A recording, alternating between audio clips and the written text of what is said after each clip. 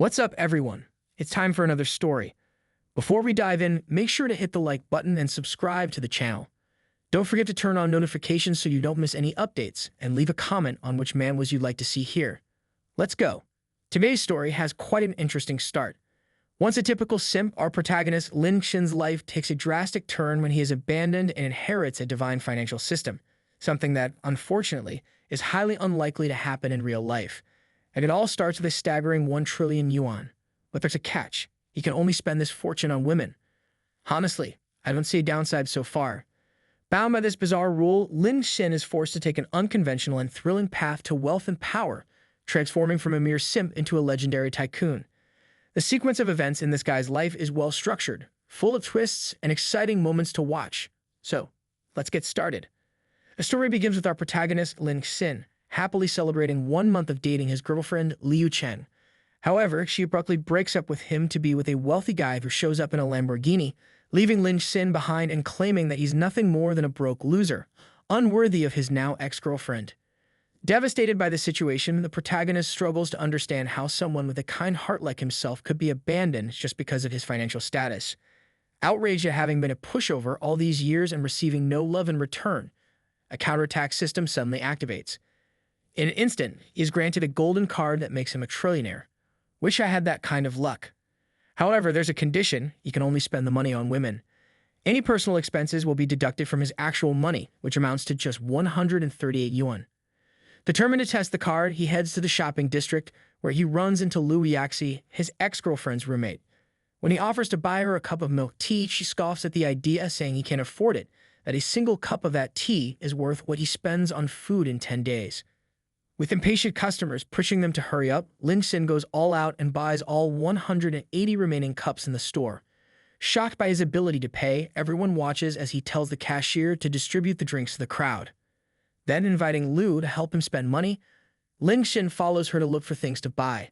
They enter a luxury handbag store, where they run into his ex-girlfriend and her new boyfriend.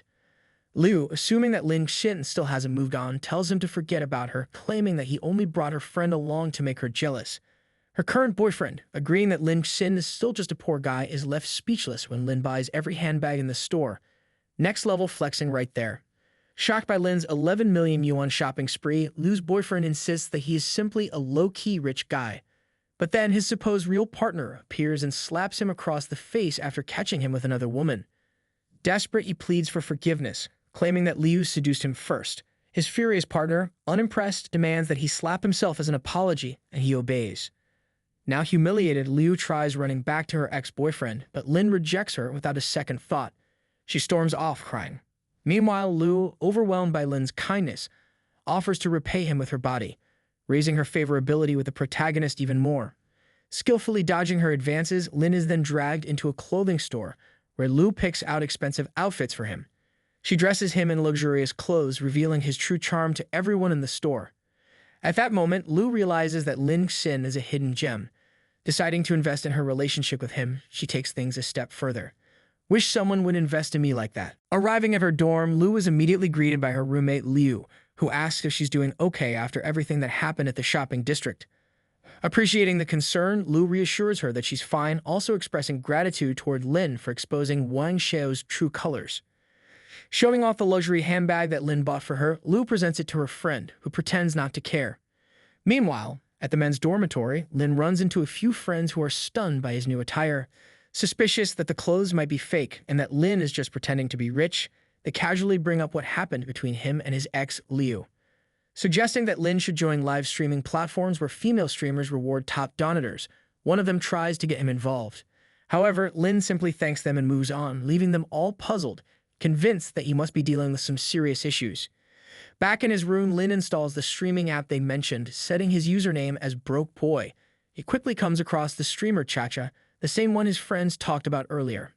While watching her stream, Lin notices that Hebu Xiao, a well-known rich young man, is also present. Xu donates 10,000 yuan and immediately requests that Lin be kicked out of the stream. Without hesitation, Chacha removes Lin from the chat, dismissing him as just another nobody. Where's the humility, huh? Determined, Lin switches to another stream, this time one hosted by Shuang, who happens to be competing against Chacha. Without a second thought, Lin starts donating multiple golden dragons, each worth 15,000 yuan. Realizing she kicked out the guy who was making all these massive donations, Chacha is forced to concede defeat to Shuang, resulting in militia rage quitting the stream. Shortly after, Jin Wang messages Lin apologizing for mocking him earlier and suggesting a truce. Shuang, now aware of Lin's generosity, sends him her personal number, offering to repay him for the golden dragons. Better late than never, right? Even Chacha apologizes to Lin, claiming that she's prettier than Shuang and trying to win him over. Learning that Lin lives in Yanjiang City, she conveniently mentions that she'll be traveling there in 2 days for a photo shoot and proposes a meetup. Lin agrees. The next morning, Lin's doormates invite him to join them for breakfast, but he casually responds that a girl will be bringing his breakfast to his room. Confused, his friends don't understand how he's in such a good mood after being dumped by his ex. At the entrance of the girl's dormitory, his friends eagerly wait for Liu and Luo, who are bringing breakfast for Lin. A heated debate erupts among them over who is better. Then veteran student Wang arrives, showing off a special breakfast he bought from a French restaurant, which costs a whopping 600 yuan per portion. When Liu and Lu finally arrive, they politely accept all the breakfast offerings from the young men. Seeing Lin arriving late and empty-handed, Wang seizes the opportunity to mock him for not bringing a gift for the girls. However, Lu immediately hands her breakfast to Lin. Not wanting to be left out, Liu follows suit, also giving her breakfast to Lin. Apologizing for her past mistakes, Liu tries to rekindle things with Lin, but instead of rejecting her outright, Lin simply turns his back on her, saying that it would be inappropriate for students to get too close in front of the teachers. This subtle remark gives Liu hope that she still has a chance with him. She must be feeling pretty excited right now. Without understanding how the two most desired girls in that place are fighting with the protagonist, his friends die of envy watching the scene. The girls are feeding the protagonist, making his friends even more jealous. Liu then crouches in front of the protagonist, giving him a privileged view under her dress. The protagonist then says he doesn't like vibrant red. Liu, confused, says those macarons are pink. Quickly, the protagonist clarifies that he was talking about her panties and not breakfast. Liu then whispers close to his ear that she will change her panties later, making the senior Wang vomit blood upon seeing that. All over campus news, every headline is talking about Lin and the user who donated more than 24 million yuan to Shuang in a live stream. Being informed that he is in all the campus news, his friends tell him that a journalist is coming to interview him. A nightmare for a shy person. Quickly, the protagonist escapes the interview, leaving the girls and his friends behind. Via message, Chacha says she will arrive around 7:30 p.m., asking the protagonist to pick her up.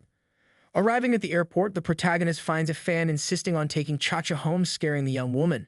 Stepping in, the protagonist claims to be Master Chan, causing the fan to back off, making Chacha grateful for it. Further ahead, Chacha meets Mr. Zhao, another participant in her live streams. Introducing him to the protagonist as a user who gave her many gifts in the past, Mr. Zhao apologizes for coming in a 5 million yuan car as he didn't know the protagonist would be picking up Chacha at the airport. Asking about his vehicle, Mr. Zhao is told that the protagonist only has a small scooter. Offering them a ride, he admits he wouldn't have imagined the protagonist to be so low-key if he was really the one who spent 20 million in a live stream. Appearances can be deceiving, huh? Arriving at the hotel, Chacha introduces the protagonist to the gentleman at the table, revealing that he is the young man who spent over 20 million, defeating Su Xiao in the stream. Amazed by that, the gentleman then asks if he is really Master Chen. Realizing that Chacha didn't invite him to dinner to make amends, but to meet with some big shots who had gifted her in the live streams, the protagonist is asked how he spent 20 million in a live stream yet only owns a scooter, claiming it might just be the protagonist joking around. One of the men speculates that his total assets must not be less than 1 billion. Claiming to know many people in Yanjiang City but not any family with the surname Lin, he implies that it must all be a farce, making the gentleman mock the protagonist even more, lowering Chacha's favorability even further. She then recalls having seen his ID on her phone, confirming that he is indeed poor of money. Thinking he is still taking revenge on her, what worries her most is the possibility that the protagonist has no money for her to take from him. Poor thing. With doubts about whether the protagonist is the young master of the Lin family in Shanghai, he quickly responds that he does not belong to the Lin family, but compared to them, he has much more money. Making the gentleman mock him even more for his possible joke, one of them claims that if he were really that rich, he would have arranged a meeting in a much better place. Curious about which supercar the protagonist drives and how many he owns, the protagonist simply states that he has none, raising even more suspicions among the gentleman that his supposed fortune is fake. Hugging Chacha and asking her what kind of car she likes, he leaves all the gentlemen in the room jealous of their intimacy. quickly prompting them to demand that he take his hands off her. In response, she says she really likes the Ferrari 560 model, claiming that if she receives it as a gift, she will return the favor with a gift of equal value. Thus, he sets out to buy the model Chacha suggested. The gentlemen, convinced the young man is wasting their time, shake their heads in disappointment. But not having much hope in him, they are left speechless when, just half an hour later, the protagonist returns, not with one, but with 5 supercars for Chacha to choose from, shocking everyone present. Even I'm stunned here. Claiming he took so long because there were too many cars to pick from, the salesperson explains that selling such expensive cars requires great attention. It is then revealed that the protagonist's assets were verified through the Black Diamond card from the Dragon Bank. Still in disbelief, the gentlemen assume the cars must be rented, thinking it's just another trick to deceive them. Finding it too little to spend only $15 million on the Ferrari 560 Chacha suggested, the protagonist is then recommended the Ferrari LF, another model also favored by 560 enthusiasts. Without hesitation, he gifts Chacha the Ferrari LF, casually paying a staggering $32 million for it. Leaving everyone stunned with his purchase of over 30 million yuan, the salesperson asks if he would like to buy another car for himself, since the Ferrari was a gift for Chacha. The protagonist immediately responds that he has no interest in such cheap cars, as he just bought the most expensive one in the dealership. He intends to buy even pricier cars in the future. After all, money is not an issue. Receiving several apologies from the gentleman, the protagonist is then called by Chacha to join her in trying out her new car. When he asks why she isn't doing the test drive alone, she replies that she has prepared a gift of equal value for him. Claiming the gift is too large to bring out immediately, they head off for a drive. On the way, she asks him to write his name on her thigh. Lifting her skirt, he finds an apology written on her leg. She explains that she had that request written down to record how many installments she made, then asks if the protagonist is satisfied. Finding it quite satisfactory, they arrive at the Carlton Hotel. Showing off her new car in her live stream, Chacha receives a flood of envious comments. Mr. Zhao then informs him that there is a group of tycoons in the city eager to meet him. Accepting the invitation, the protagonist joins the group. Shortly after, he receives a phone call inviting him to a high school reunion in Yanjing City. Upon hearing that the beautiful Exia Yuxuan will be attending, he doesn't hesitate to accept the invitation. Arriving in Yanjing, the protagonist pulls up to the luxurious 5-star Meridian Hotel. Greeted by his former classmates, he asks where to park, only to be caught off guard when his motorcycle suddenly breaks down for no apparent reason. Things like this always happen at the worst possible times, and this was no exception. Unaware that the protagonist is a university student and eager to do business with him, Mr. Zhao considers it an honor to give him a ride, leaving the protagonist. Informed that she is filming scheduled for tomorrow, Chacha tells the protagonist that she will call him when she has some free time. Frustrated that his motorcycle broke down due to Mr. Zhao's negligence, the protagonist states that he will find a way to make him pay for it. Arriving in an extremely luxurious Lamborghini, Feng Bilian asks the protagonist if his scooter broke down. When the protagonist confirms it, Feng bursts into laughter, apologizing for the inconvenience. Ignoring the fact that there are no parking spots for scooters at the venue, Feng apologizes again for his lack of consideration when choosing the meeting location, failing to take into account the types of vehicles his classmates own. I have no words for this guy. Handing his car keys to the valet, the students begin discussing how the hotel is managed by Lion's family. With the building's construction costing over 300 million yuan, they admire how Lion is so wealthy yet still attentive to the protagonist. While searching for a place to park his scooter, the protagonist receives a call from Lu inviting him to have a meal together. He declines, explaining that he has a meeting tonight, but suggests they go out tomorrow instead. Lu agrees, mentioning that she will be away from work for a few days. Advising him to take care of his health and drink plenty of water, she increases her favorability toward him, reaching 91%. This completes the first step of the counterattack mission. He is then given the option to spend 11 million from Lu's counterattack fund, which would grant him a 10% direct return to his account. However, the protagonist dismisses the amount as too low, knowing he needs to spend even more money. 1% of that would already make a huge difference for me. This is crazy. Opening his personal attribute interface, the protagonist receives a reward of +1 point to all attributes and earns a luck draw. Feeling a wave of heat rush through his body as he experiences his physical enhancement, he proceeds to open the draw. He gains 3 completely random abilities, each available for only 8 hours. Rank A ability, Cultural Relic Appraiser. Rank C ability, 5 Lightning Kicks. Rank D ability, Rap Singer and Dancer. Frustrated by his random skill set, the protagonist complains that none of these abilities are useful in his daily life. Knowing that he needs to buy a car for himself, he also realizes that he cannot spend money on himself directly. He decides to find a solution to this problem later and heads to the meeting. Upon arriving at the hotel, the protagonist asks about Xia Yuxuan's whereabouts. Mocking him, Feng comments that Xia is completely out of the protagonist's league. As the flower of the literature department, she comes from a family of considerable standing. Unlike the protagonist, when asked if her family is truly rich, Feng remarks that it's not surprising that the protagonist is unfamiliar with her background. Social bubbles can be depressing. As the discussion about Xia continues, the students express their surprise upon learning that her family actually owns the city's museum, further elevating her status in their eyes. Just then, Xia finally arrives at the meeting. Apologizing for her delay, Xia is warmly welcomed by her classmates. Mesmerized by her beauty, Feng immediately invites her to sit next to him, only for the protagonist to call her over as well.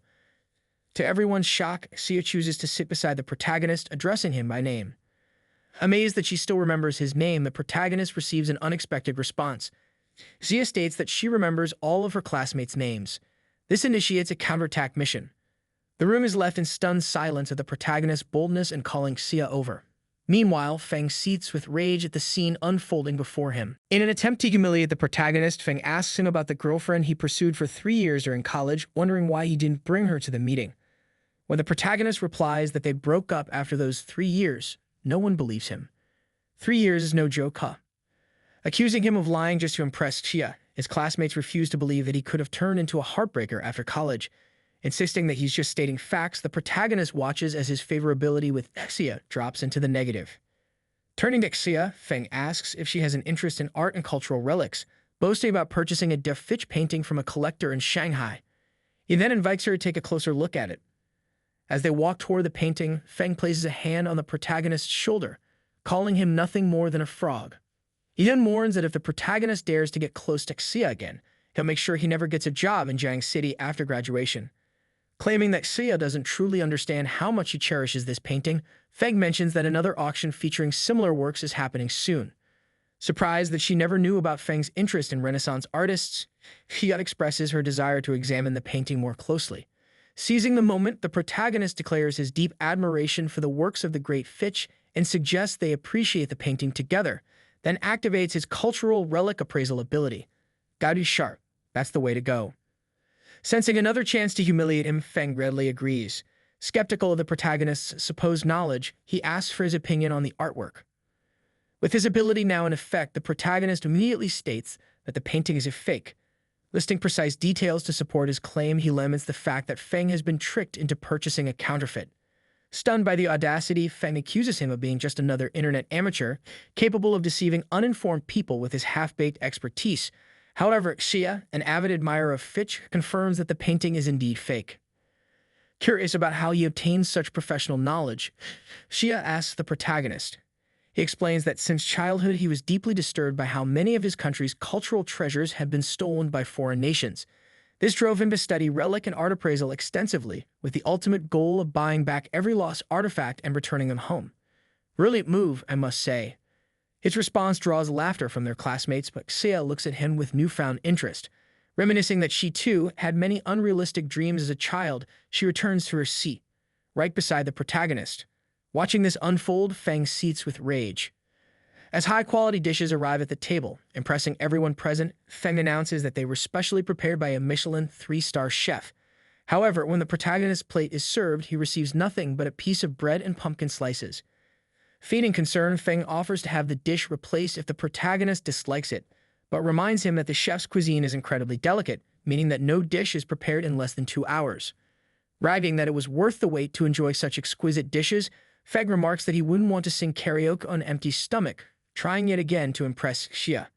Yet, as Xia remains utterly indifferent to everything he says, Feng is left in shock when he sees her completely engrossed in conversation with the protagonist instead. Demonstrating his knowledge, the protagonist remarks that he is deeply impressed by the wisdom of the ancients. Taken aback, Xia exclaims that his knowledge is nearly on par with that of her professor and invites him to appreciate the painting alongside her. Feng, on the other hand, looks like an absolute fool. Oh, what a satisfying sight. At that moment, the protagonist's phone vibrates on the table. Seeing a notification from the second-generation rich group of Yanjing, he sends a greeting gift for newcomers, inviting everyone for a tea gathering. To his surprise, they accept the invitation and ask where he is. When he casually mentions that he's in Meladin, excitement ripples through the group. They all want to meet up, as it's just a short distance away. Meanwhile, oblivious to the protagonist's true identity, Feng speaks with Mr. Qian, assuming that by bringing in even wealthier people, he has already won. Convinced that the protagonist will back down when these high-status figures arrive, Feng plots to have these powerful elites crush him. Wanting to show off, Feng invites everyone upstairs to the karaoke lounge, boasting that he has arranged a meeting with Yanjiang's elite so that they can all get acquainted. His classmates are visibly impressed. As they reach the upper floor, a hush falls over the crowd as wealthy and influential figures begin to arrive. Seizing the moment, Feng proudly introduces Mr. Shu, Yanjiang's top real estate mogul, to Miss Xia Yuxuan, the daughter of the prestigious Xia family. Just then, one of Feng's lackeys informs him that the protagonist has ordered a wine worth thousands of yuan. The entire room is stunned. Many believe he must be abusing Feng's generosity. Someone even suggests that the protagonist is unaware of just how expensive the wine is. Feigning politeness, Feng uncorks the bottle and smugly asks the protagonist if he has any clue how much it costs. With a smirk, he reveals the price, 250,000 yuan per bottle. Now that the wine is open, there's no going back. Grinning maliciously, Feng declares that if the protagonist can't afford it, he'll have to go to Shaanxi and dig coal to pay off his debt. Gloating, he adds that since his uncle owns a coal mining business, he can arrange a spot for the protagonist. Seeing an opportunity to further humiliate him, Feng assumes that the protagonist is just pretending to be knowledgeable about wine. Chuckling, he warns him not to be too embarrassed when it's time to settle the bill. Oh, if only he knew. Just then, someone asks why Mr. Qian hasn't arrived yet, since he mentioned being in Meladin. A voice from the crowd informs them that Mr. Qian is already in the Golden Hall. Moments later, Mr. Qi rushes into the room, heading straight for the protagonist. With everyone watching in stunned silence, he greets him respectfully as Mr. Qian. The entire room falls into complete shock. Xia, utterly bewildered, stares at the protagonist, unable to comprehend what is happening. Feng, unable to process the revelation, stammers that this must be a fraud. He scoffs, declaring that he knows the protagonist's real parents. They're nothing but part-time workers. He accuses him of being a pauper, a nobody pretending to be someone important. But before Feng can continue, Mr. Qi's furious voice booms across the room. Addressing Feng by his real name, he roasts him mercilessly, calling him trash. He orders Feng to shut his mouth, berating him for being nothing more than a spoiled brat who leeches off his parents' wealth every month. His reckless investments have all been disastrous failures. Labeled a disgrace to the elite circle, Feng is promptly expelled from the prestigious Prince's group along with his sisters. Still stunned, the protagonist simply shrugs, assuring everyone it's fine. Smirking, he declares that Feng is responsible for covering the expenses for the night. Then, turning to the bartender, he requests the most expensive bottle of wine available and begins pouring drinks for everyone.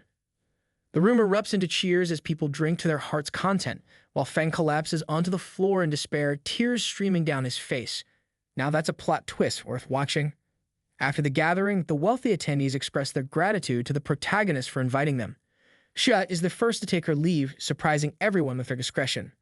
Some classmates whisper that if they had that level of wealth, they wouldn't be able to hide it so effortlessly. Recognizing that Xia has been exposed to high society since childhood, the protagonist remarks that she truly deserves to be called Miss. Impressed by her lack of surprise at his money-lending status, he realizes that Xia is a woman hard to win over. The perfect candidate for spending large amounts of money on, he concludes. Mr. Qi then informs the protagonist that he has found a car worth 80 million yuan. The same model the protagonist had previously dismissed as being too ordinary, 40 million yuan. There are only 10 of these cars in existence worldwide. Seeing this as an opportunity, the protagonist gets convinced. Knowing he needs to spend even more to maintain his physical balance, he decides to go through with the purchase. Back at the hotel, the protagonist finds his ex-girlfriend Lin Xin crying on the floor, apparently waiting for him. She tells him that her father had suffered a heart attack and that the hospital is demanding 800,000 yuan for the surgery. She begs him to lend her the money, claiming her family can't afford it all at once. Really, she just keeps showing up with the same excuses. Outraged by her lies, the protagonist reminds her that this is the 5th time she's used the same pathetic excuse. Aware that she likely spends money on luxury brands, he refuses to lend her the money. Angry, Lin scolds him for spending over 10 million yuan on Liu Yaxi, while refusing to lend her just 800,000 yuan. She judges him for it, but the protagonist retorts that she has no right to judge how he spends his fortune. He can use it however he sees fit. Feeling rejected, Lin questions how he can be so cold, especially since they broke up just a week ago. The protagonist, without missing a beat, thanks her for the breakup, saying it's the reason for his good days now. If I were her, I'd find a place to bury my face in embarrassment.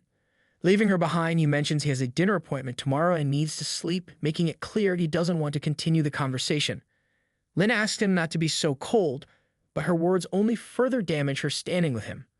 The protagonist then joins a live stream hosted by a young woman named Cao Cao. In a stunning move, the chat goes wild as people recognize his ID, realizing that Mr. Qian is present. Sending exclusive and customized gifts, the protagonist starts showering Cao Cao with wealth-anchored gods, each worth 880,000 yuan, sending 341 of them, totaling a staggering 300 million yuan. The room falls silent as everyone processes the sheer amount of money being spent. He immediately leaves the stream after his grand gesture. With 300 million yuan spent, the protagonist calculates a return of 30 million yuan into his real bank account. Now that's a business deal worth considering. Impressed by the 300 million yuan the protagonist spent on her, Lu Xuya comments that she never asked for any gifts and is baffled by the sheer sum she received without the Mr. Qian even waiting to watch any of her shows. Trying to remain calm, Lu states that men can't be trusted, implying that the protagonist is just one of her ATMs. She further declares that she will never fall for him. As the protagonist prepares to send his location to Lu, he notices his ex-girlfriend surrounded by 3 men. They appear to recognize her despite the mask she's wearing. These men seem to be looking for her due to an outstanding debt. Panicked, Lin begs for 3 more days to come up with the money. Doubtful of her, one of the men demands to know where her boyfriend is, the one who was supposed to lend her money for her mother's surgery. Mocking her for having a weak boyfriend, they wonder what she plans to do now. Since he hasn't lent her anything, what's her plan?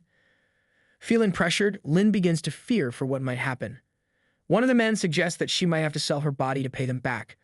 As she watches the protagonist walk away, she finally acknowledges her own fault. If she hadn't been so materialistic, she wouldn't have ended up in this mess. Ling Xin, feeling deeply sorry for hurting the protagonist's heart, accepts that her relationship with him may be over. In a flash, the protagonist punches through the van's window, knocks the driver out, and orders everyone to get out. This guy's pressure is unmatched. The men, still in disbelief at what just happened, warn that the protagonist has signed his death sentence. However, they are stunned when the protagonist throws stacks of cash in their faces, 800,000 yuan each, and tells them to leave. They do so immediately.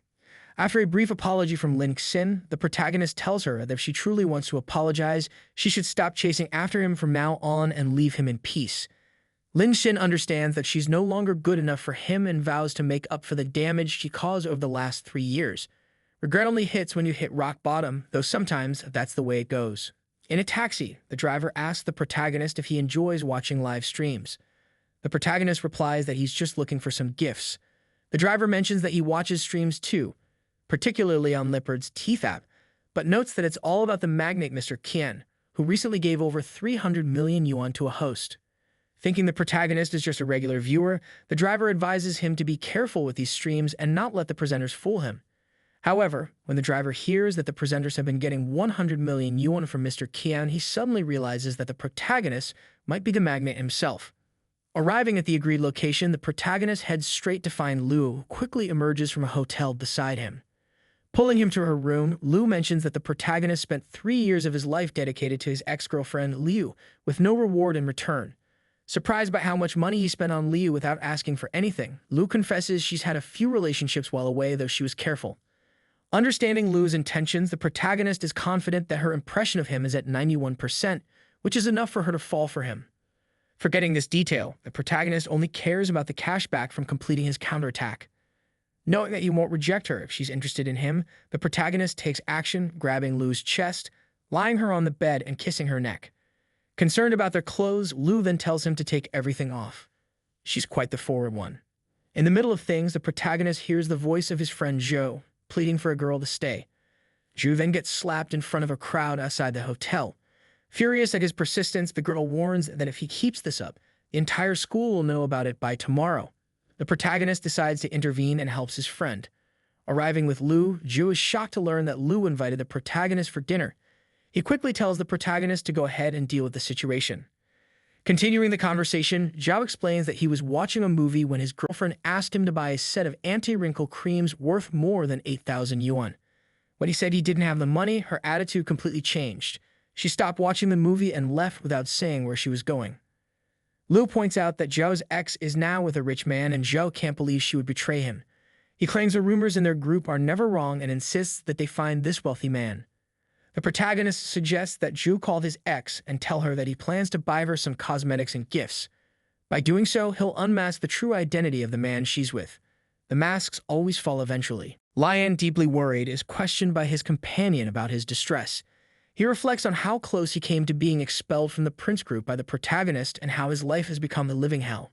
He confesses that no one talks to him anymore due to his behavior, and he feels like he's lost his chance to influence the group. But everything changes when he learns that Qian is looking for a shopping mall and needs to support one of his roommates tomorrow. With many proposals on the table, Qian eventually chooses Lian's mall, sparking his hope of reconnecting with the people in the group. The next day, Lion heads out to meet Qian. He mentions that he's going to discuss the plan for the day with the protagonist, while clearly stating that he wants nothing to do with Xie Yucha anymore. Gotta be direct, right? Impressed by how much money the protagonist has, yet still eating at a simple restaurant, Lion learns that the place has a deliciously cheap noodle dish that he recommends trying someday. On the way to the mall, Lion invites the protagonist to go with him and shares all the details during the car ride. At the mall, Zhu knows the deal is to invite his ex-girlfriend and wait for her at the gate. As he waits to see whether she's involved with a rich man or not, he watches as an older man kisses her right in front of him. Furious, Zhao wonders how she could betray him with this old man just because he's rich. The arrogant man knows exactly who Zhao is, the poor ex she talked about. Telling the man that this isn't his business, Zhao is caught off guard when one of the man's security guards steps in, revealing that the older man is a VIP client at the mall, a millionaire. The guard orders Zhao to leave. The older man advises him to focus on making money first and then worry about finding a girlfriend. What a pompous jerk. When Lion arrives, the older man mentions having done business with him before, even claiming that Lion is the owner of the shopping mall. This statement impresses Zhao's ex-girlfriend, but she is completely ignored as Lion heads straight to Zhao. He tells Zhao he's looking forward to doing business with him. Feigning interest, Lion asks Zhao if he's here to check out his mall, leaving both the older man and Zhao's ex surprised. Lion's companion then approaches Zhao, complaining about the long wait and asking where the bally bags Zhao had promised her are. Confused about how Zhao suddenly has so much money, his ex-girlfriend asks Lion's companion about it. The response is that it's not worth spending money on someone like her. She could have gone to bed without this nonsense. Knowing the protagonist is helping him, Zhao complains that the older man ruined his inspection experience. This infuriates Lingen, who orders one of his security guards to call the manager and cancel the older man's VIP status, offering him 2 million yuan to leave. Scared, the old man begs Lian not to ruin his reputation and admits it was a misunderstanding. He doesn't want to lose his construction business deals because of that woman. Apologizing to Zhao, he offers to treat him as if he were a non-issue. Mocking him, Zhao remarks that he's always sensed a bad smell coming from the old man. Lion orders the manager to add the old man and Zhou's ex to the blacklist of the mall, permanently banning them. Furious at the thought of losing all of his construction business, the older man boasts that his businesses are very famous in Yanjiang. But as several luxury cars pull up, rich second-generation heirs step out, impressing the old man. The squad's here. Huh. With more help to deceive the old man, the rich individuals go up to Zhou to clear up their doubts, leaving the older man utterly hopeless about his business prospects. Zhao, grateful to the protagonist, asks how he knows so many rich people. He comments that besides doing an excellent job, they all act so well, impressing the high-class rich by being a discreet rich man. Thanking the protagonist for his performance, Zhu then invites everyone to have some spicy soup. Changing locations, Lion suggests they go to his bar on the 7th floor of the shopping mall. At the bar, the conversation turns to Chuan having spent 100 million on a broadcast the previous day. One of the rich individuals says that compared to Qian, he feels like nothing. Curious about why Yannian hasn't said anything about Chan and keeps drinking, one of the rich men asks why she's acting this way. Yannian explains that it's not that she didn't want help, but rather that her programs are just too expensive. Claiming that the word existence doesn't exist in her vocabulary, Yannian leaves, angry that none of the rich men are willing to lend her money out of fear of her father. She heads toward Qian, planning to hug him and ask for a loan. Is she manipulative? Meanwhile, the protagonist is surrounded by the rich, all offering places for him to visit or vacation spots.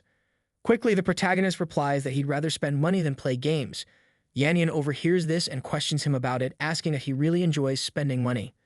Placing her hand on his chest, Yannian asks the protagonist if he doesn't want to invest in her. Not understanding how she spent 10 million yuan so quickly, one of the rich men advises the protagonist not to listen to her, warning him that she could ruin him. In return, Yannian punches the man. The protagonist then asks Yannian why she needs his money. She explains that she's working on a project with an industrial chip company, claiming that this project is just a technical issue that hasn't been solved. One of the rich men jokes that if she manages to solve it, she'll win a Nobel Prize as it's no ordinary technical issue. Knowing that these chips are highly valuable, the protagonist says that he's willing to invest in the project. Surprised that the protagonist is actually willing to go through with it, he sends her 500 million yuan, asking her to get the contract later. Big money move, right? Realizing that the protagonist truly believes in her, Yannian's favorability increases by 20%, leaving everyone shocked at how he sent 500 million yuan without even investigating. Immediately after, the protagonist leaves the mall, claiming he has important matters to attend to. Outside, some characters are arguing about who will pay the 633,000 yuan bill. The protagonist sees the scene but passes unnoticed by the characters, claiming that he doesn't have enough money in his personal balance to pay it. At home, Yanyan talks to Xia, who is surprised to find that someone's actually investing in her. Congratulating Yanyan anyway, Xia says that her financial problem in her entrepreneurial journey has been solved. With that kind of amount, any financial issue is sorted. However, Yanyan's father has stopped her from starting her own business, even going so far as to cancel her credit card to stop her from spending more money. Sad, Yanyan stammers. Her uncle tells her that her father had already made his stance clear, so why does she keep insisting on bothering them? Wondering about the class meeting, Yanyan asks Xia to forget her problems. Xia tries to downplay the meeting, saying it was just a normal meeting, but she's surprised when one of her colleagues comments that her knowledge is on the same level as her master. Impressed by how interested Xia is in a man, Yanyan starts thinking that maybe she's interested in a nerd from her school days. Xia quickly mentions that Yanyan is also interested in the man who gives her several gifts during the live stream. Heading to her room to call her and inform her that Xia needs to get closer to Mr. Kao, who will be a future shareholder of her museum, Xia agrees, albeit with no other choice. Arriving at his dormitory, the protagonist notices his roommate still lying down and asks what's wrong. After hearing that his roommate has a fever, he asks if the protagonist can go to his work for him. Friends are there for this kind of thing, right? The protagonist agrees and gets ready to head to his roommate's work, telling him to rest. Upon arriving at the Wijing Museum, the protagonist finds it odd that there's no one around. He wonders if it's reserved for someone important. When Mr. Kao arrives in his sports car, accompanied by others, he's told that Xia has been waiting for him for a long time. Annoyed that his employee didn't greet him, Kao asks if the employee is blind, refusing to greet him in return. The museum doorman explains that the employee only works part-time, but without intending to be rude, Kao sarcastically asks the protagonist if his university didn't teach him to bow his head 90 degrees.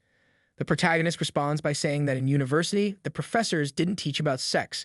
Furious at being answered back, Kao demands the boss fire the protagonist as he cannot accept being spoken to in such a way. Little does he know. The boss, however, defends the protagonist, saying they need him for the museum to function, which only infuriates Kao further. Kao demands that the boss do something to get the protagonist fired immediately. Agreeing to handle the situation, the boss mentions that Xia has already been waiting for him in a long time. When they reach the meeting location, Kao is greeted by Xia's father.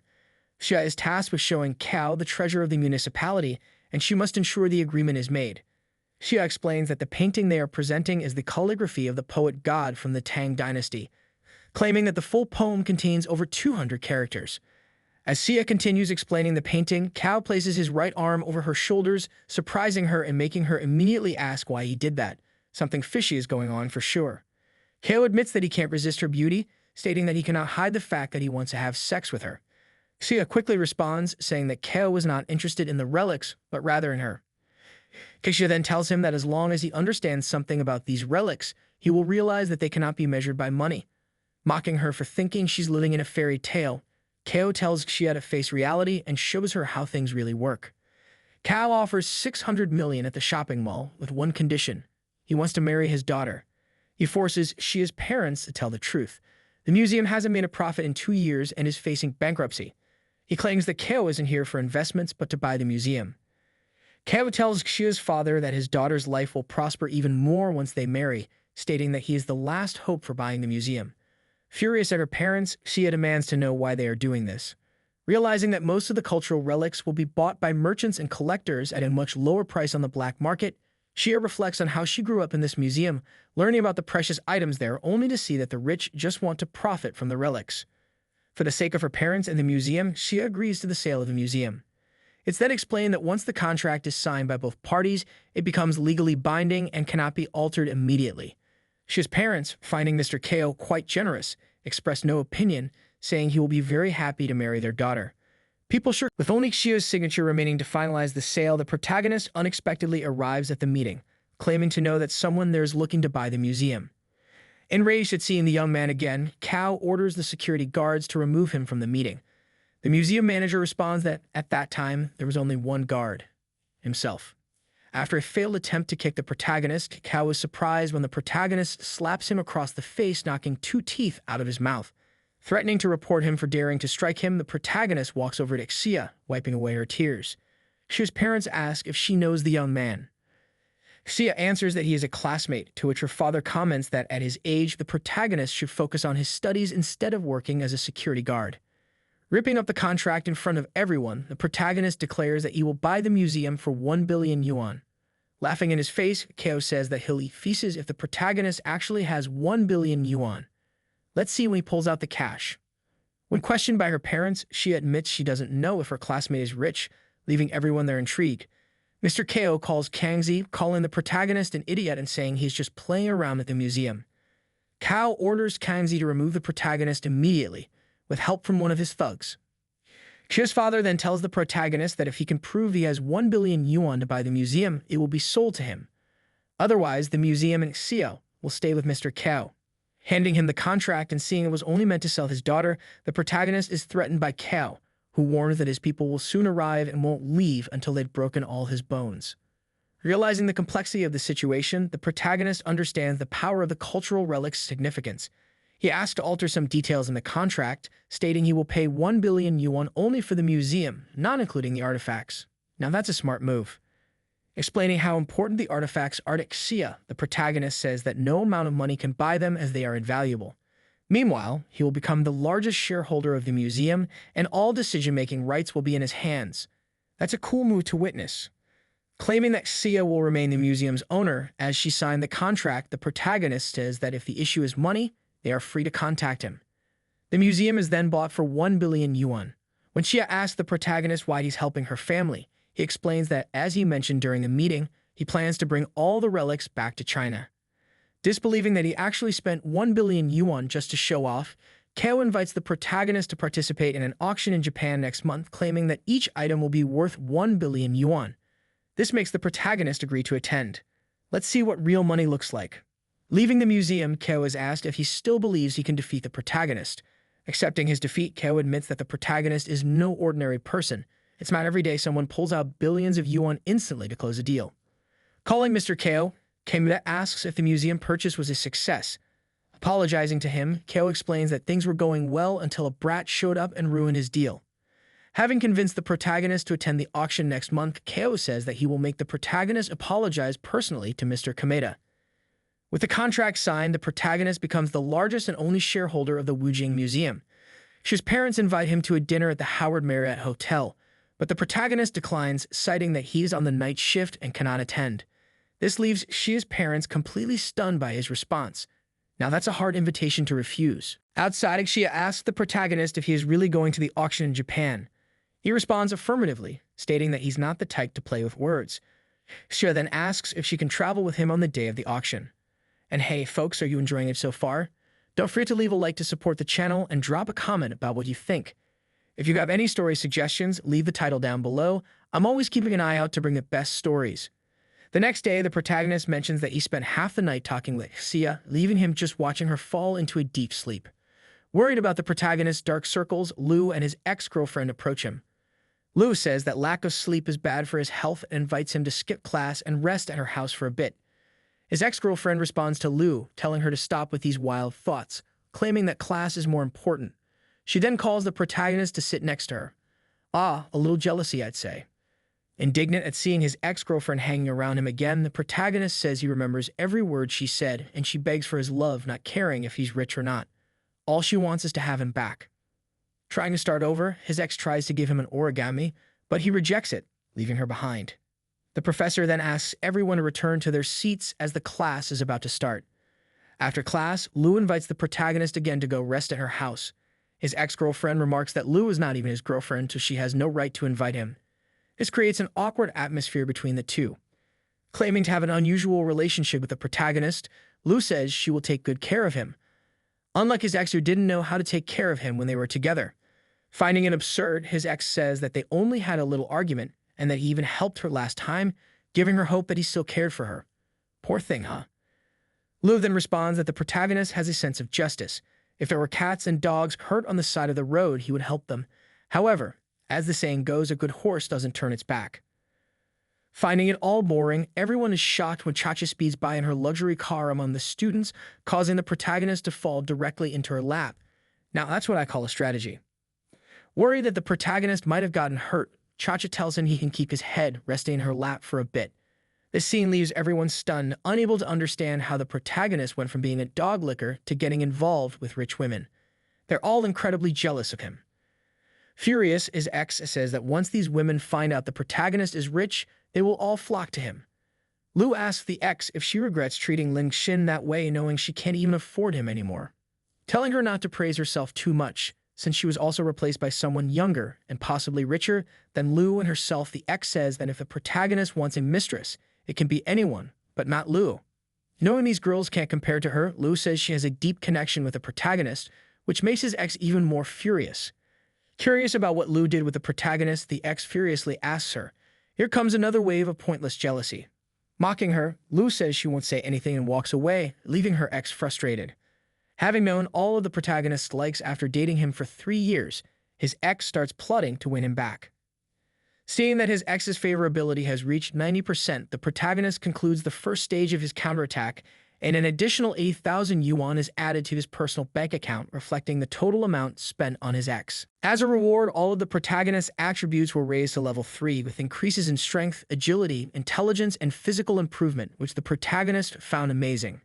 He then had a bonus choice with the following options: Swimming Mastery, Level B, Running Mastery, Level B, or Dance Machine Proficiency, Level D. The protagonist chose Swimming Mastery, and a large amount of knowledge instantly filled his mind. He felt that all of his muscles had been strengthened. This would be pretty useful in real life, huh? Meanwhile, the protagonist was being watched by an unknown young man, and a staff member informed everyone that they were ready for the meeting. She also gave some big news. The 3 people from some time ago were still the main characters: Ling Xin, Liu Cheng, and Liu Yaxi. Claiming that Yanjing University had always been known for its excellent academic level and good campus environment, the supposed president informed them that right now a male student and 2 female students were causing a conflict on campus due to a chaotic relationship. Pointing out that one of these people was from his department, the president asked Zhao. Zhao seriously said that the man's name was Ling Xin, and the woman's name was, but he was interrupted by the president, who said that she was a very responsible language and literature student with high expectations for him. Thanking the president for his admiration, Zhou said he would immediately punish the protagonist. The president, however, responded that it wasn't necessary at that moment as long as the protagonist repented for his mistakes and didn't commit any more in the future. He also mentioned that their purpose had already been achieved. The next afternoon at the university pool, the protagonist talked with his roommate, saying that it wasn't so bad to be assigned the responsibility of cleaning the pool, especially with so many girls from the swimming department around. He thought it was great. Another strategic move, huh? At the pool, a young woman warned Xiaoyu that Yang Lai had been pursuing her for a long time. Xiaoyu, not really caring, responded that to win her over, the suitor needed to swim faster than her. Thinking it was just a joke, her friend said it was impossible, since Xiaoyu was a first-class swimmer who had competed at the provincial level. She claimed there was no one at school who could achieve such a feat, at least until now. Talking about the protagonist, 2 girls mentioned that Lin Xin was becoming a trend among male students at the university, being a hot topic. Many women were chasing after him. Responding to her friends who said he was just another annoying guy, Xiaoyu went to swim, but suddenly felt a cramp in her left foot, causing her to sink. Thinking it was just another technique from the best swimmer at the university, her classmates didn't help Xiaoyu. However, seeing that she was truly in danger, the protagonist didn't hesitate and jumped into the water to save her. Proud, Xiaoyu asked him not to touch her, surprised at how he had done it so quickly and easily. Trying to calm her down, the protagonist pulled the young woman out of the pool. The scene, surprising everyone because the protagonist swam at the same level as Xiaoyu, was recorded by one of the young men and posted on social media. One of Xiaoyu's friends said that the protagonist fit all the standards Xiaoyu was looking for, leaving her embarrassed. Quickly, the president saw the news about Ling Xin's great feat and became even more furious, promising to ruin the protagonist's life. I think this is envy, you know. A few days later at the school's dance party, the students couldn't understand how Liu and Liu Cheng were rivals but never left each other's side. Liu then says that Lin looks beautiful, but it doesn't matter because by the end of the night, the protagonist would choose her. Liu then rhetorically threatens Liu, claiming that what she was going to do that night would change the protagonist's thoughts completely. Worried about what the protagonist's ex-girlfriend might do, Liu quickly gets busy preparing some snacks for the protagonist. Later on, while looking for Lin Xin, Xiao Yu is approached by Liu, who claims to be Lin Xin's girlfriend, saying they are very much in love at the moment. Having pursued him for 3 years, she says that Lin Xin is enthusiastic and kind, always helping others. A sweet person. In any case, Xiao Yu no longer needed to thank Lin Xin because according to Liu, he was too busy dating her. This startles Xiao Yu, making her immediately run out of the hall. Seeing that his ex-girlfriend's favorability had reached 91%, the protagonist doesn't understand how she's playing this game. When his roommate questions him about the dance starting soon and how he hasn't changed into his clothes yet, he claims that he irritated student president Wei Zhengtang. On his way to the dance, the protagonist is informed that he must hurry because the student president wants to hold a small awards ceremony for him. Everyone is waiting for him. On the way to the dance, the protagonist is nearly attacked from behind by the young Yang Lei, who is jealous because he saved Xiao Yu. Not understanding the reason for the sneaky attack, the protagonist questions the young man. It's interesting to know why he's being attacked like this, you know. Claiming that the protagonist stole his fame and his love, the furious young man says he's been chasing Xiao Yu for a long time and hasn't even exchanged a single glance with her. He says that Lin Xin doesn't even remember her name, yet she blushes just thinking about him. This makes him even more furious. Ignored by the protagonist and left behind, he heads into the dance. Once at the dance, he finds Liu, apologizes for being late, and they immediately embrace and start dancing. Surprising Liu by dancing so well and everyone in the hall, Liu is soon asked to let the protagonist dance with another girl. Liu quickly says she still wants to dance a bit more with Lin Xin, asking him to wait just a little longer. You have to hold on to what's yours. Seeing that Lin Xin is in the hall, he is surrounded by girls who want to dance with him and receive his full attention. This leaves Liu completely furious and jealous. Jealous of how all the girls desire him, his classmates don't understand how a dog kisser suddenly gets so much attention from women. Even more surprised that the president wants to present the protagonist with a gift, the protagonist then goes to speak with Lin Xin. Pointing out that the school needs more students like him, the president then suggests a toast with the protagonist. But little did he know he was about to fall into a trap. Soon the protagonist toasts with the president and drinks his wine. Realizing he has fallen into the president's trap, the president claims that there are some things about the student council he needs to discuss with the protagonist, inviting him to a separate room away from the party. It looks like a trap by now. Arriving in the meeting room and finding Xiao Yu completely unconscious, a protagonist questions why she's so red.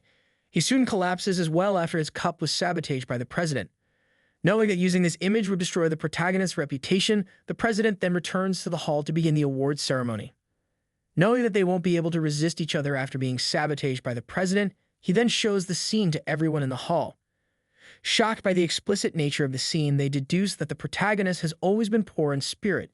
They form a chorus to expel him, and all the students demand Lin Xin's expulsion. Seeing that his plan was working perfectly, the president praises himself as the champion.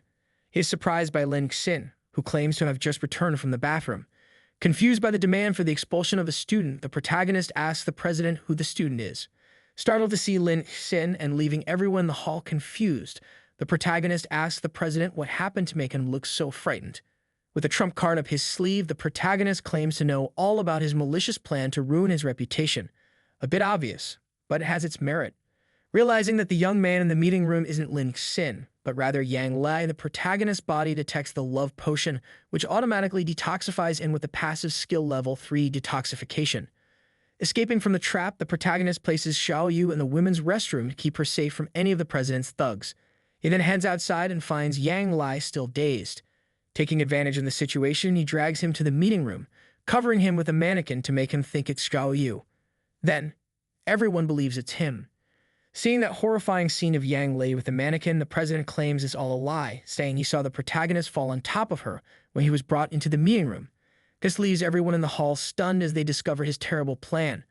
A reaction like this was kind of expected. Challenged by the protagonist to explain how he saw him fall on top of Xiao Yu, the president is left speechless, raising even more suspicions about him. Professor Sun from the literature department then arrives and questions how the protagonist dares to interrogate the president in front of everyone. Calling him ungrateful for not thanking the president for everything he has done for him, the professor convinces the students to expel Lin Xin from the hall.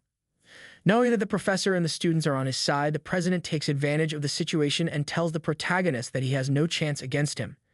In an attempt to discipline the protagonist, the president charges at him, trying to strike him. But the protagonist effortlessly lifts him with just one hand on his face, saying that the show is just getting started. Now that's strength. The professor then calls for guards to contain the protagonist, but is soon surprised by the university director, who orders everyone to stop the chaos. Questioning what the director is doing there, the professor claims that the protagonist has caused a huge disturbance, deciding to expel him. However, due to his extremely negative influence, it's necessary to send him to detention. Attacked with a cane, the director tells the professor that the only negative influence in the university is him, as he accepts bribes from his students, thus tarnishing the university's reputation. The director exposes the entire dirty plan with President Wei. Deciding to cut the evil off at the root, the director declares that Lin Xin is an exemplary student and a great pride of the university, leaving the professor and the president speechless. He just wiped out what little moral they had left. Unaware that they've been tricked, the students realize that the true villains are the professor and the president. It's exposed to everyone what the president did to Xiao Yu, and on that screen, the entire plan of the president is displayed. This enrages all the students who demand the president's expulsion. Knowing that his legacy has been ruined, the president makes a final attempt to attack Lin Xin with a knife. Dodging quickly and taking the knife from his hand, the protagonist throws the president off the stage. He falls into the middle of the students, who proceed to lynch him. Claiming that the university urgently needs a new president, the director recommends that Lin Xin be the new president. This surprises everyone, as it was the director himself who made the recommendation. See the power of networking. The protagonist, grateful for the opportunity, says that the position should be given to a talented person, and so he recommends his roommate Zheng Hao. He mentions that Zheng had been part of the department's organization before but was suppressed by the previous president, who forced him to leave the student council. Showing that Zheng is very talented and intelligent, the protagonist hands the position of president over to his roommate, surprising everyone with his good heart. Leaving the group behind, the protagonist goes to the women's restroom to check if Xiaoyu has woken up. Upon entering and realizing she hasn't woken up yet, his ex-girlfriend Cheng uses another dose of the love potion on Lin Xin, causing him to collapse on top of Xiaoyu. Sitting on his lap shortly after, Cheng rips off her dress and tells Lin Xin that he's only hers, having relations with him while he's unconscious right on top of Xiaoyu, who is also knocked out. Cheng grabs Xiaoyu's chin and repeats that Lin Xin is hers. Cheng is surprised when the protagonist stands up and continues with her right there under the effect of the potion. After several minutes of relations with Cheng inside the women's restroom, under the influence of the potion, the protagonist soon returns to his normal state and realizes what happened. He calls Cheng crazy, which is understandable, right? After a call from the captain, he informs the protagonist that Feng is boasting about something he did to Quan in the rich kids group. Apparently, Yanbei was also involved. Reminding the protagonist of the private nutrition party, the captain informs him that it will take place tomorrow night at Rio Tamkang, with a very special program planned for that night. He then asks the protagonist if he would mind attending. Despite being in a bad mood, the protagonist accepts the captain's invitation for the boat trip. After all, it sounds cool. After leaving the party with some of his drunk colleagues claiming they need to go to the restroom, the protagonist sees a prostitute surrounded by men who are eager to have her. After telling them that they can only look and not touch, the men then pull her by the arm, forcing her to do what they want. Arriving to stop them, the protagonist asks why they insist, since the woman refused to go. The men then ask who he is and why he decided to interfere. Without waiting for an answer, the men attack the protagonist, who quickly dodges all of them and defeats them without even touching them properly. Telling the protagonist that what he just did was actually dangerous, Lin Xin simply turns his back, advising the woman to find another type of job to live a free life. The next day at the private party the captain mentioned, out on the sea, as the protagonist boards the yacht, he runs into the young woman who was about to be attacked the night before. He is surprised to learn that the woman changed her job based on the advice he gave her. You know, friend's advice is worth something. Called by her pimp Jin to come over, the young woman asks if he wants more champagne. She is answered by his companions, who say that it's not that kind of service the boss wants, but something different that night. They make it clear that he won't treat her badly. Throwing money at the woman, Jin tells her to take the money and go to him. Once again, she's interrupted by Lin Xin, who says that they don't offer that type of service there. Not accepting the insult, Jin quickly asks how the hell that waiter dares to insult him. Questioned by one of Jin's companions about where the invitation letter from the captain is, the protagonist says he was directly invited and didn't receive any letter. At least he has some moral standing. Claiming that the invitation to the party costs 100,000 yuan per person, they assume the protagonist is either lying or joking. This raises even more suspicion among the members at the venue.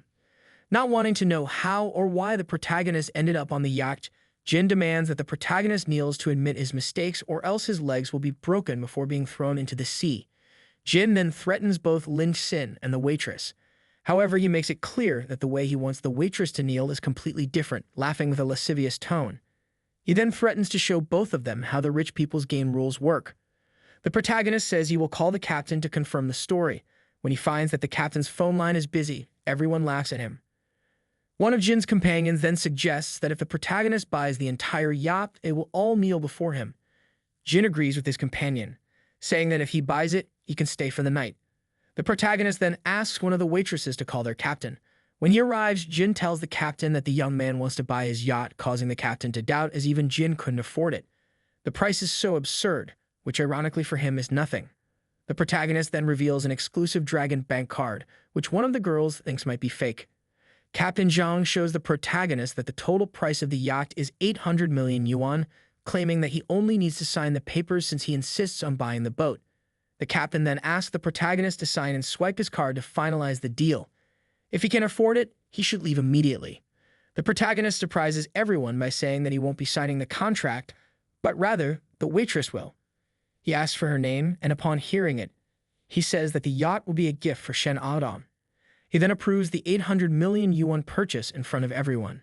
As everyone salutes him and the waitress, the protagonist draws attention from everyone on the yacht, with people wondering who he is. Going to his master, Jin admits that he's lost his temper and asks Han for help. Jin says he'll give him all of his business in Myanmar. Sounds like a good deal now. Approaching the protagonist, Han introduces himself. Shen knows that he is a criminal and the leader of the Black Tiger Gang, an expert in smuggling in Myanmar, and also runs 2 underground casinos. Challenged by Han to play some games, the protagonist says he doesn't like gambling. He declines Han's challenge. Pressuring him, Han insists, but the protagonist is stopped by Jin, who claims that people like him can't even handle losing 200 yuan. So he refuses to participate. Shen advises the protagonist not to be fooled by Han, claiming that he is an expert in table games. Even if the protagonist had 1 or 2 billion yuan to lose, it still wouldn't be enough. Thinking it's a good idea, the protagonist accepts Han's challenge. He tells Shen that he's been very unlucky recently and hasn't even been able to buy cards. He then invites her to come with him to the table. Maybe it'll bring him some luck this time. Knowing how the losses and returns would work for him, the protagonist is warned by Shen that he'll be lost if he plays against Han. At the table, they decide to play blackjack. Knowing that she can't deny the protagonist's request, Shen has no choice but to play for him to protect his true identity. After the first cards are dealt, the protagonist tells Shen to do whatever she wants while he places his bet. He loses the first game. The protagonist says he will bet 200 million on the next round and then asks for his chip amount to be raised to 2 billion. After losing several games with absurdly high stakes, Shen, furious, grabs the protagonist by his shirt and pulls him to the back of the yacht. She tells him that there's no such thing as luck in a gambling game and that the protagonist, by doubling his bets each time, won't recover the lost amount. Asking Shen to remain calm, the protagonist tells her not to get too excited. He thinks it's great to have been isolated for the first time by an older woman. Almost having his identity revealed due to her excitement, Shen simply clarifies that one can't rely solely on luck at a gambling table. I won't even tell you, you know. The protagonist asks if there's any possibility that Han is doing something like the famous casino movies, changing his cards every game to ensure he wins. Shen replies that Han is even dirtier than that. She informs the protagonist that there are sensors all over the table, which are connected to Han through a Bluetooth earpiece. These sensors indicate exactly which cards he will receive before the game even starts, allowing him to know whether to double the bet or fold. That's why Shen is trying to stop the protagonist from playing. The protagonist then agrees with Shen, but invites her to show him how gambling really works. Returning to the table, the protagonist says he wants to check the table, claiming there's something wrong with it. Han says there's no problem with checking the table, and the dealer also says that he can check the table and her however he likes. The protagonist then places his hand under the table, absorbing level 3 force, and says they can resume the game. Getting inside someone's head is always a good move. Claiming that Han is too stingy and doesn't bet large amounts like the protagonist, Han feels insulted by this comment. He immediately places a 1 billion yuan bet and demands the cards. Hurrying the dealer, both she and Han realize that the sensors are no longer functioning, causing Han to lose a large sum of 1 billion yuan. Having recovered all the lost money, the protagonist asks Han why he's angry about losing just one game after winning so many rounds in a row. Han then claims that Shen is cheating. Even though the yacht belongs to him, there are fixed rules for the game that must be followed. No one is allowed to cheat. People around them agree with Han. Han says that according to the rules, anyone who cheats will have their finger cut off. Threatening the protagonist with a gun, Han says he wants to confiscate all the money from the game. Challenged by the protagonist, he asks what's faster, his fist, which he's trained for years, or the gun. Great question, by the way. Without hesitation, Han shoots at the protagonist, but the protagonist mysteriously dodges the bullet and strikes him, causing him to fall to the ground. Seeing how the protagonist did that, Shen is surprised by how intelligent and fast the protagonist is. Jin quickly orders the security to arrest the man for injuring him and cheating at the gambling table. When the security grabs the protagonist, Jin doesn't understand why. Mockingly, the protagonist tells Jin that he forgot something. He reminds him that he's now the owner of the yacht, so who will the security listen to? Then revealing that Han had been cheating the whole game, the protagonist shocks everyone by revealing that Han had hidden cards with him. Surprised at how the protagonist won, Shen asks him how he did it. He responds that he broke the table's sensors when he checked the table earlier. Back on the yacht, the men discuss how Han went mad after losing to the protagonist, even going as far as shooting at him and threatening him with a knife. Upon hearing this, Mr. Chun immediately approaches the protagonist and asks if Chin is alright. Upon hearing Mr. Kian's name, everyone goes crazy upon realizing the protagonist is Kian. They ask if he's really Mr. Kian. The captain then responds affirmatively, stating that yes, he is Mr. Kian, and that he had been specially invited by him to perform tonight. Shen Men says that the target has been taken down, calling for all the men to come and remove the criminal from the yacht. When the officers arrive, they ask everyone to remain quiet, stating that they are there to arrest the smuggling gang and urging everyone to cooperate with them. Surprisingly calm about it, Han Bio and several of his subordinates were captured. The officer then tells Shen that the entire crew can leave. Noticing that the protagonist is no longer there, Shen says that he helped arrest the criminal and needs to have his money returned. Taking advantage of the chaos and escaping through the window, the protagonist says that he would definitely be done for if caught by the police. In the girls' dormitory, Lu wonders where Lin Xin is, as he hasn't responded to her messages. Trying to find a way to invite him to dinner at her house without being too direct, Lu is surprised to see Lin Cheng arrive in her room, with her dress torn and looking a bit beaten up. Asking what happened, Lu advises her to take better care of herself next time. Cheng responds that it's Lin Xin's fault for being so rough during their time together, adding that he's good at what he does, making her happier than ever. Lu immediately doesn't believe her, saying that Cheng probably ripped the dress herself to make her jealous. Cheng says she doesn't have the strength to even open a bottle cap, so how could she have ripped the dress? She then shows the handprint on her butt and asks Lu to see for herself. So inappropriate. Upon noticing that the handprint is large enough to have been from Lin Xin, Lu begins to believe what Cheng said. Mocking Lu, Cheng asks what's wrong with her, making her tremble so much, advising her to put on some clothes so she doesn't catch a cold. Then she runs out of the room. Cheng says that the protagonist is great at making her happy, especially when he hits her in the end, making her feel really good about it. She looks forward to the next time. Arriving at the boys' dormitory, Lu still has no answers about where Lin Xin might be. She's now even more worried about what Cheng said. She knows that a rich man like Xin, without a girlfriend, becomes a magnet for women. What a credit card limit can do, huh? The next day, the protagonist says that he just needs to reach the dormitory to sleep for a while. Upon arriving and seeing that Lu is there, he wonders what she's doing there. Some students mention that she's been waiting for him since last night. Realizing that Xin has arrived, Lu immediately runs into his arms without hesitation. The protagonist then asks if she really waited for him there all night. She replies yes and says she understands that a man like Xin must be very busy, but she believes there must be girls far better than are available to him. She then pretends to faint and falls into the protagonist's arms. The protagonist takes Lu back to his rented house to rest for a while.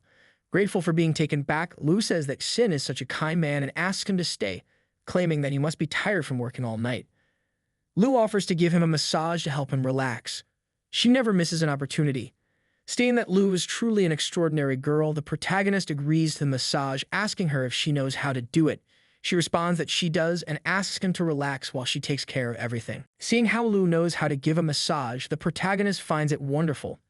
Mentioning that Lu's place is very far from the school, the protagonist says that he will take her to buy a house closer to the school.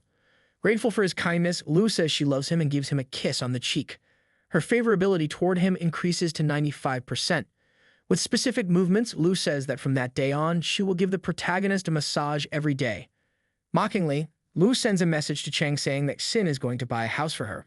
She points out that he used to only spend 1,000 yuan buying a bag for her, but now he wants to buy a house. The world really does go around, huh? Furious, Cheng says that he gave the house to Lu just to make it easier for her to sleep with him. She claims not to care how he spends his fortune, since he's a rich man. Agreeing, Lu mocks Cheng, saying that she promised to be with Sin every day. She mentions that she's never heard of the protagonist spending money on Cheng, leaving her even angrier. Cheng then says that money isn't important, but rather the relationship between her and the protagonist. She claims that Lu doesn't understand their feelings for each other. Lu then says she will send a selfie with Sin when they're in their new house, calling Cheng incompetent and furious.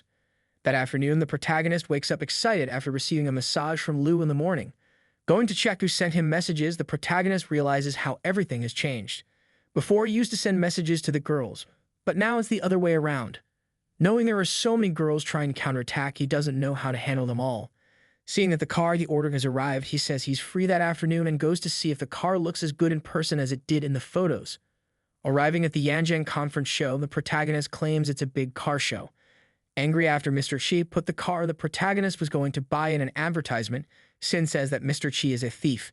Surrounded by so many cars, but not knowing the names of any of them, the protagonist realizes it's his first time at a car exhibition. Sukan, Mr. Stephen, and Shi Mengyun arrive at the car show, asking Mengyun if she's thirsty or hungry. Sechu insists on getting something to try to please her. The protagonist orders a drink from a waiter. Noticing there's a completely free ice cream shop, the protagonist goes over to get some. He orders ice cream, but one of the attendants responds that it's all gone. The protagonist simply walks away, turning his back on her. No one can be happy without ice cream, right? An older gentleman then asks one of the attendants for his free ice cream and receives it right away. Realizing that the attendants were only giving free ice cream to people who appeared to be of high class, the protagonist goes back to the attendants and asks what's going on. Confusing the girls when they see foreigners with ice cream and ordinary-looking people not getting any, the girls also question the attendants. The attendants explain that the ice cream is only available for special clients. The protagonist retorts, claiming that she's referring only to non-Chinese people. Mr. Stephen asks who's causing all the trouble in his exhibition area. Shu says it's just a Chinese person, going there to resolve the issue. When he arrives and asks what's going on, Shu is told that the attendants are giving ice cream only to foreigners and people from their own country are not qualified to have any, so they are dismissed by the attendants. It doesn't make sense, but who's going to question it? Deducting that the protagonist is a poor person who only went to the exhibition to eat and drink for free and cause trouble, Tu says that unlike the protagonist, foreigners actually have money. The protagonist then says he's there to pick up his car, causing the attendants and Sue to laugh. Not understanding what's so funny, the protagonist then questions them. Mockingly, Kechu asks if the protagonist is there to pick up a $60,000 car, saying there's no need to lie and that all the cars there are worth over $1 million.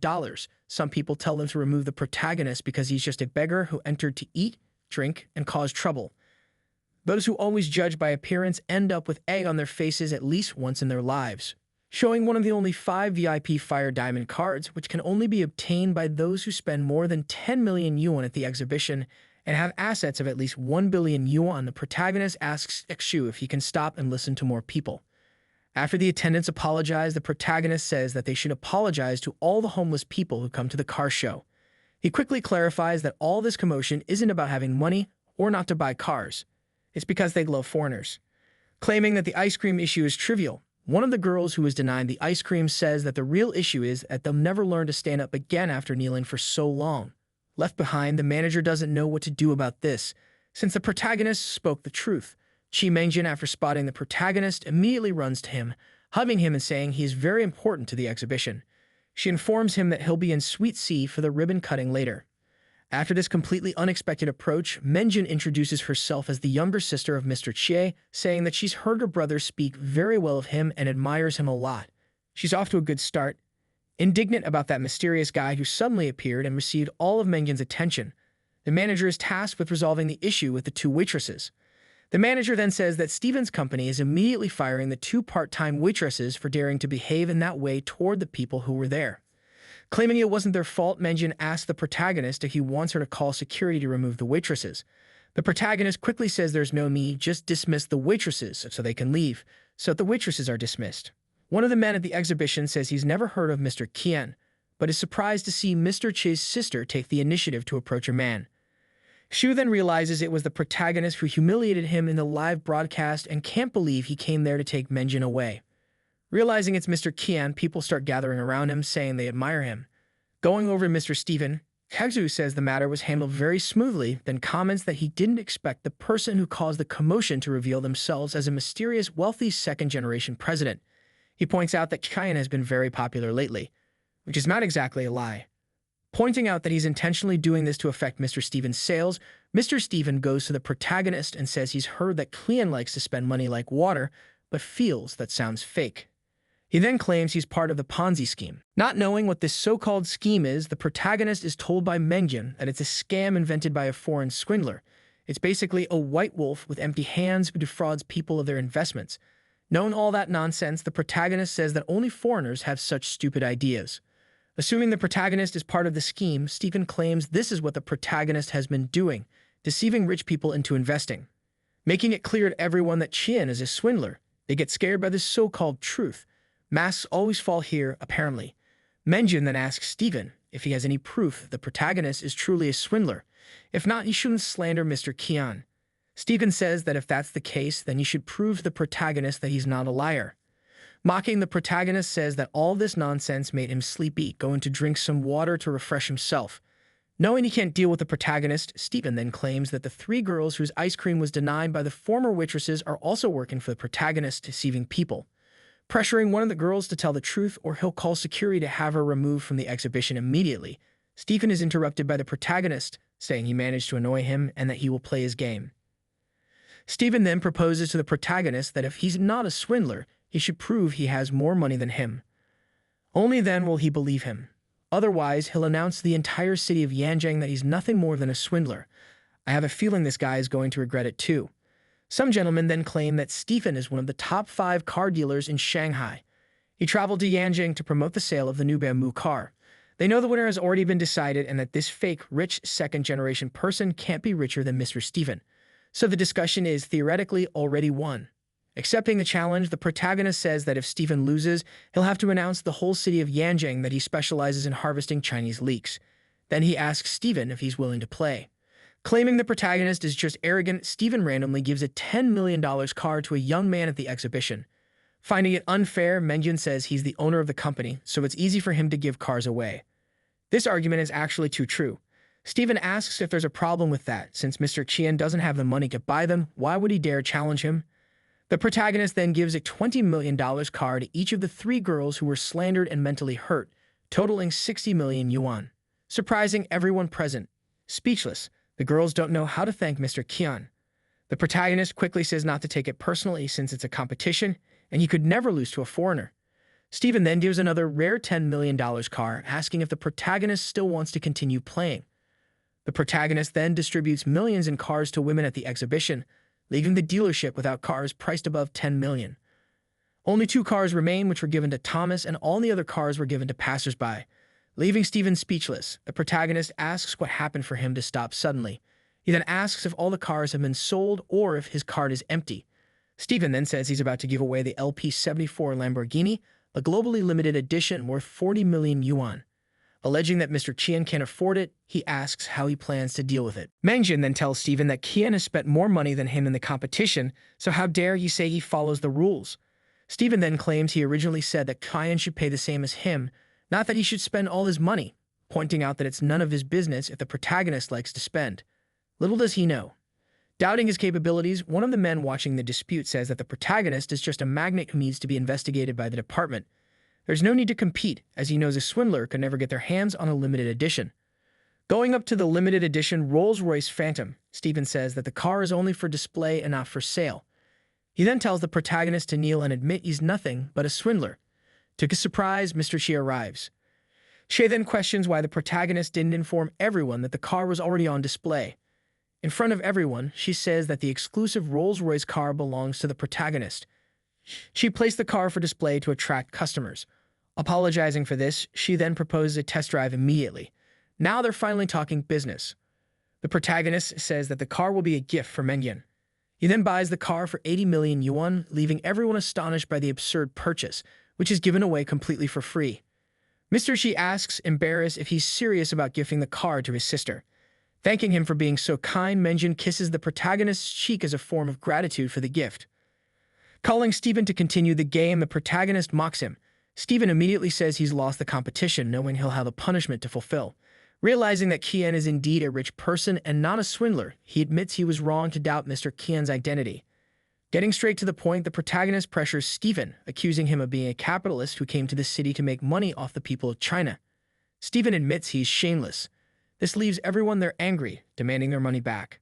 The protagonist then tells Steven to get out of the exhibition, along with his manager Xu. They are then chased by the people they had deceived. Some customers surround the protagonist, thanking him for showing the true face of foreigners and their plans. When Menjin goes to invite the protagonist for dinner, she can't find him, getting angry for losing opportunity due to hesitation. She messed up because she hesitated. She then hits her brother Che, who has nothing to do with the matter. He's curious to know why he's getting hit. Outside, the protagonist meets Yan Bao, who is impressed when she sees him. She says he looks even more handsome than the last time she saw him, making him embarrassed. Apologizing for bothering her, the protagonist says that the school requires them to do internships in the last year of high school. Yan Bao says it's no problem. People think that just because the protagonist is rich, he doesn't need an internship to earn credits, she clarifies. On the way, Yan Bao tells the protagonist that she will arrange a director position for him with a salary of 600,000 yuan and 5 assistants. The protagonist then says he prefers to keep a low profile, with few employees, and that 5,000 yuan a month would be fine. Always humble, right, brother? At the company, employees are talking among themselves that one of the workers will have a new colleague arriving today, sent by the president herself. Yu asks everyone to go to their designated places since the supervisor is arriving. Arriving with the new representatives, the supervisor asks them to introduce themselves to their new colleagues. Xu Wenming and Lin Xin then introduce themselves to their co-workers. Assuming the protagonist is a poor university student and Xu Wen is extremely rich because he's wearing a Rolex, Yu Wu claims that Xu was sent by the company's owner. Yu Wu then hands a stack of spreadsheets to the protagonist to work on his first day of the internship, while Xu Wen receives just one. Questioning the reason for the difference in workload, the protagonist asks Yu why his work is many times more than Xu Wen's. Yu Wu claims that she is a team leader and should only obey orders, and the protagonist quickly understands what's going on. Heading over to Xu's desk, Yu Wu informs him that if he doesn't know something, he can ask her right away. Saying he has a specific doubt, Xu Wen has a privileged view of Yu Wu. As the hours go by, the protagonist finishes all those spreadsheets for his team leader. Not understanding how he completed all the spreadsheets, Yu Wu pulls a stunt on the protagonist and says she herself filled out the reports for Xu Wen and will immediately take them to the supervisor for signing. This leaves the protagonist both confused and furious at the sight of it. And that was today's story. If you enjoyed it, leave a like to support the channel, subscribe, and hit the bell to not miss the next videos. Don't forget to comment what you think and what story you want to see here. I'll always be responding to comments, and the best stories you send will be featured here. Catch you later. Until the next video.